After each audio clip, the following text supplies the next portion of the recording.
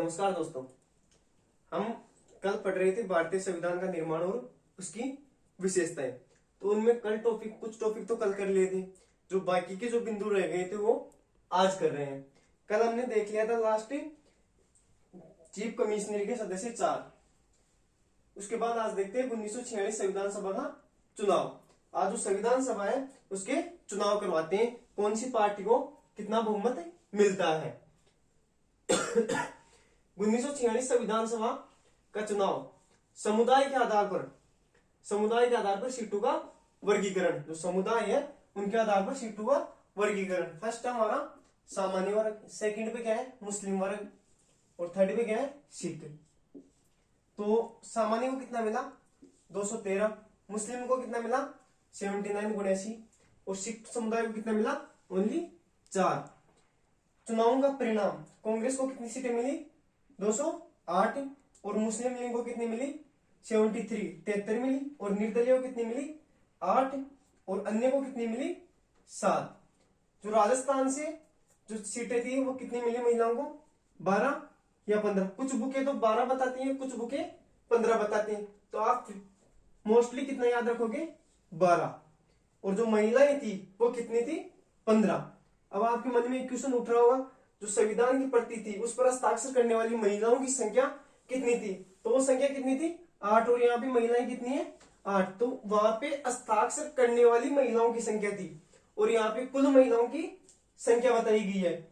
तो हमने देखा वर्गीकरण, समुदाय के आधार पर सीटों का वर्गीकरण। सामान्य को 213 सीटें मिली, मुस्लिम लीग को 79 और सिख को कितनी मिली 4, जिसमें से कांग्रेस को 208, 199 कांग्रेस को पूर्ण बहुमत मिली, और 9 का क्या मिला समर्थन, जिससे कितनी हो गई 108। मुस्लिम लीग को कितनी मिली 73 और निर्दलीय को 8 और अन्य को 7। इसका स्क्रीनशॉट लो, फिर आगे चलते हैं।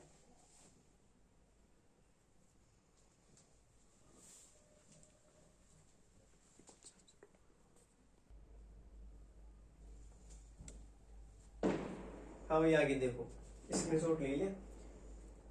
नवंबर 1946 को संविधान सभा का गठन हुआ। संविधान सभा का गठन कब हुआ नवंबर 1946 को। संविधान सभा का गठन नवंबर 1946 को। 9 दिसंबर 1946 संविधान सभा की प्रथम बैठक। संविधान सभा की प्रथम बैठक कब हुई 9 दिसंबर 1946। आपने दो चीजें देखी होंगी हमेशा, आपने प्रथम बैठक पढ़ी होगी यही 9 दिसंबर 1946, और सेकंड जो दूसरी बैठक पढ़ी है आपने वो 11 दिसंबर पढ़ी है। लेकिन 11 दिसंबर 1946 को जो मैंने पढ़ी है ना, ये तीसरी बैठक है। दूसरी बैठक है 10 दिसंबर को।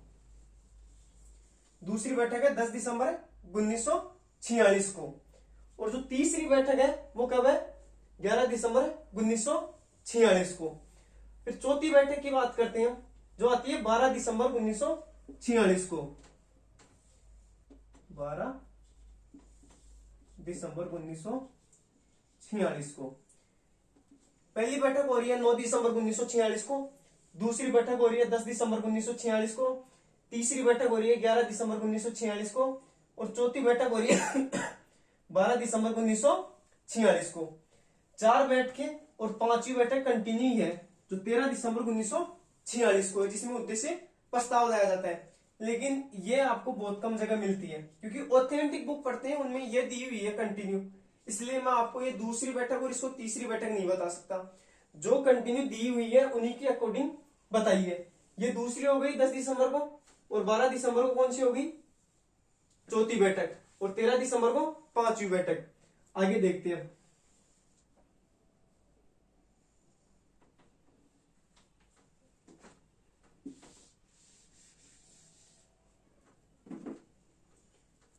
संविधान सभा की प्रथम बैठक 9 दिसंबर 1946 को। जो संविधान सभा की जो प्रथम बैठक हुई उसका मुस्लिम लीग ने हिस्सा नहीं लिया। जो मुस्लिम लीग है उसने संविधान सभा की जो पहली बैठक है उसमें हिस्सा नहीं लिया। अस्थायी अध्यक्ष कौन थे इसका सच्चिदानंद सिन्हा। जो संविधान की प्रथम बैठक हुई उसके अस्थायी अध्यक्ष कौन थे सच्चिदानंद सिन्हा, और मुस्लिम लीग ने इसमें हिस्सा नहीं लिया।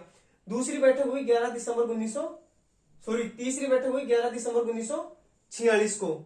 इसमें स्थायी अध्यक्ष कौन थे? डॉक्टर राजेंद्र प्रसाद, और संवैधानिक सलाहकार थे BN राव। 11 दिसंबर 1946 को तीसरी बैठक हुई, उसके अध्यक्ष थे डॉक्टर राजेंद्र प्रसाद और संवैधानिक सलाहकार थे BN राव।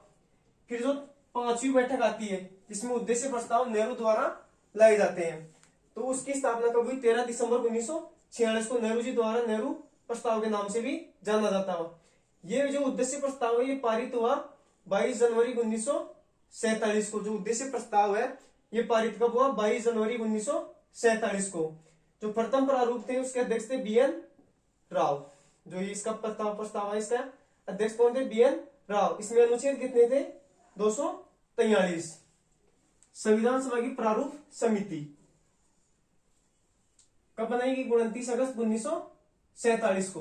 जो संविधान सभा की संविधान समिति जो प्रारूप समिति बनाई, संविधान सभा संविधान सभा की प्रारूप समिति का गठन किया गया, वो कब किया गया? 29 अगस्त 1947 को। अध्यक्ष किसको बनाया गया? भीमराव अंबेडकर को।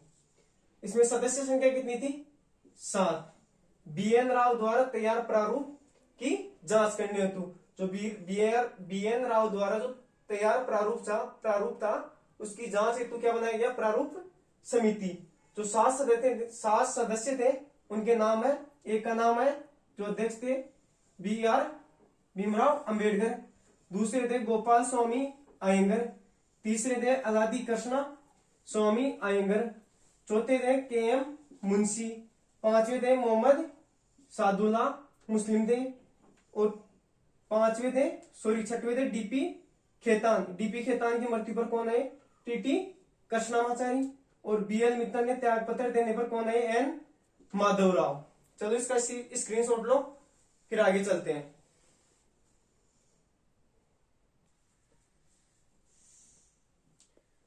हाँ भैया आगे देखो, प्रारूप समिति द्वारा रिपोर्ट सौंपी। तो प्रारूप समिति है उसके द्वारा रिपोर्ट कब सौंपी गई? 21 फरवरी 1948 को। जो प्रारूप समिति है उसके द्वारा रिपोर्ट कब सौंपी गई? 21 फरवरी 1948 को। इसमें अनुच्छेद कितने थे? 315। जो प्रारूप समिति द्वारा जो रिपोर्ट सौंपी गई उसमें अनुच्छेद कितने थे? 315। इसके प्रारूप के 3 वाचन हुए। तो प्रारूप समिति द्वारा जो प्रारूप दिया गया उसके कितने वाचन हुए? 3 वाचन। जो प्रथम वाचन होता है वो कब होता है? प्रथम वाचन होता है 4 नवंबर से 9 नवंबर 1948 तक। दूसरा वाचन होता है 15 नवंबर 1948 से 17 अक्टूबर 1949।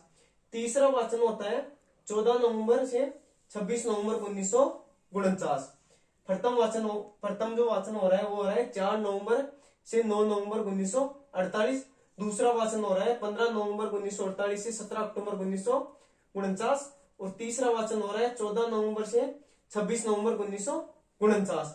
26 नवंबर 1949 को संविधान सभा द्वारा इसे अंगीकार कर लिया गया। जो संविधान बनकर तैयार हो गया था उसको कब अंगीकार कर लिया गया? 26 नवंबर 1949 को संविधान सभा द्वारा अंगीकार कर लिया गया।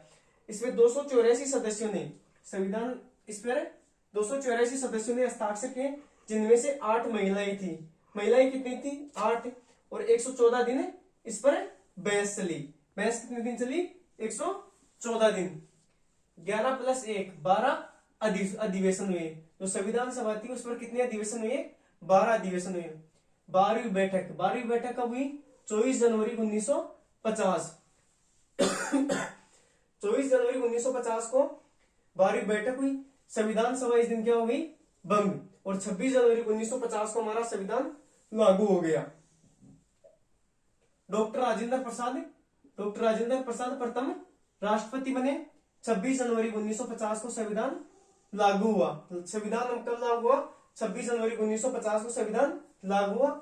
इसमें संविधान को बनने में कितना समय लगा? 2 वर्ष 11 माह और 18 दिन। संविधान बनने में 2 वर्ष 11 माह और 18 दिन लगे। इसमें कुल खर्चा कितना आया? संविधान को बनने में कुल खर्चा कितना आया? 63,96,729 रुपए। 63,96,729 रुपए। प्रथम वक्ता थे स्वरूप अली राधा कृष्णन। इसके प्रथम वक्ता कौन थे? स्वरूप अली राधा कृष्णन। संविधान के कितने भाग थे? 22। मूल संविधान की बात हो रही है। संविधान के मूल संविधान में भाग कितने थे? 22। और कितनी अनुसूचियां थी? 8। और अनुच्छेद कितने थे? 395। अब हम वर्तमान संविधान की बात करते हैं तो बदलाव क्या हुआ है? ओनली कहां बदलाव हुआ है? अनुसूचियों में। 8 की जगह कितनी हो गई है? 12।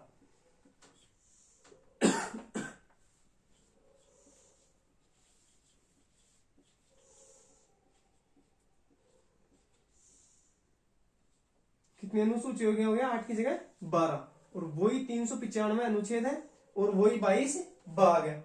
जो संविधान सभा थी, संविधान था, उस पर प्रथम हस्ताक्षर किनके हुए? पंडित जवाहरलाल नेहरू जी के। और अंतिम हस्ताक्षर किनके हुए? डॉक्टर राजेंद्र प्रसाद की।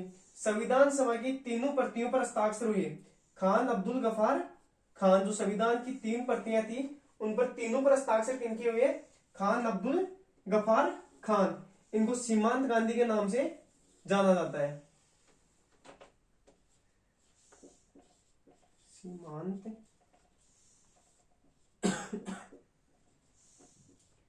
सीमांत गांधी के नाम से भी जाना जाता है। एक बार फिर से देख लो इसको। प्रारूप समिति द्वारा रिपोर्ट सौंपी गई 21 फरवरी 1948 को। उसमें अनुच्छेद कितने थे? 315 अनुच्छेद थे। इनके प्रारूप के 3 वाचन हुए। प्रथम वाचन हुआ 4 नवंबर से 9 नवंबर 1948। दूसरा वाचन हुआ 15 नवंबर 1948 से 17 अक्टूबर 1949। तीसरा वाचन हुआ 14 नवंबर से 26 नवंबर 1949। 26 नवंबर 1949 को संविधान सभा द्वारा इसे अंगीकार कर लिया गया। 284 सदस्यों ने हस्ताक्षर किए, जिनमें से कितनी महिलाएं थी? 8 महिलाएं थी। और 114 दिन बहस हुई। 11 + 1 12 अधिवेशन हुए। कितने अधिवेशन हुए? 12 अधिवेशन हुए। 12वीं बैठक कब हुई? 24 जनवरी 1950 को। इस दिन क्या हो गई? संविधान सभा भंग हो गई। डॉक्टर राजेंद्र प्रसाद प्रथम राष्ट्रपति बने और 26 जनवरी 1950 संविधान लागू हुआ। 26 जनवरी 1950 को हमारा संविधान लागू हो गया। संविधान को बनने में समय 2 वर्ष 11 माह 18 दिन। और खर्च संविधान पर खर्चा कितना है? 63,96,729 रुपए का खर्चा है। प्रथम वक्ता स्वरूप अली राधाकृष्ण। मूल संविधान में 22 भाग, 8 अनुसूचियां और 395 अनुच्छेद। और बात करें वर्तमान संविधान की तो बदलाव कितना हुआ है? 8 अनुसूचियों की जगह 12 अनुसूचियां और वही 22 भाग और 395 अनुच्छेद है। प्रथम हस्ताक्षर पंडित जवाहरलाल नेहरू ने और अंतिम हस्ताक्षर डॉक्टर राजेंद्र प्रसाद ने। संविधान की तीनों प्रतियों पर हस्ताक्षर खान अब्दुल गफार खान, जो सीमांत गांधी के नाम से जाने जाते हैं। चलो इनका स्क्रीनशॉट लो, फिर आगे चलते हैं।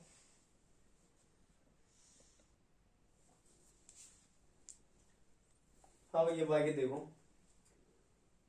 26 नवंबर 1949 को 16 अनुच्छेद तुरंत लागू हो गए। 26 नवंबर 1949 को 16 अनुच्छेद तुरंत लागू हो गए। जब संविधान बनकर तैयार हुआ था, कब हुआ था? 26 नवंबर 1949 को संविधान बनकर तैयार हो गया था। इस डेट को उसी दिन कितने अनुच्छेद लागू हो गए थे? 16 अनुच्छेद तुरंत लागू हो गए थे।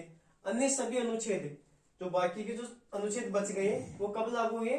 26 जनवरी 1950 को। 26 जनवरी 1950 को जो बचे हुए जो भी अनुच्छेद थे वो कब लागू हुए? 26 जनवरी 1950 को।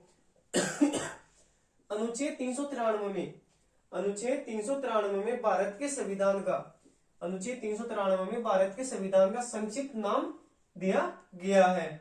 अनुच्छेद 393 में भारत के संविधान का संक्षिप्त नाम दिया गया है। संविधान सभा के प्रमुख कार्य, संविधान सभा के क्या क्या कार्य हैं? संविधान का निर्माण करना, आम कानूनों का क्रियान्वयन, जो आम कानूनों का क्रियान्वयन करना, राष्ट्रमंडल में भारत की सदस्यता का सत्यापन, राष्ट्र ध्वज को अपनाना। राष्ट्र ध्वज को कब अपनाया?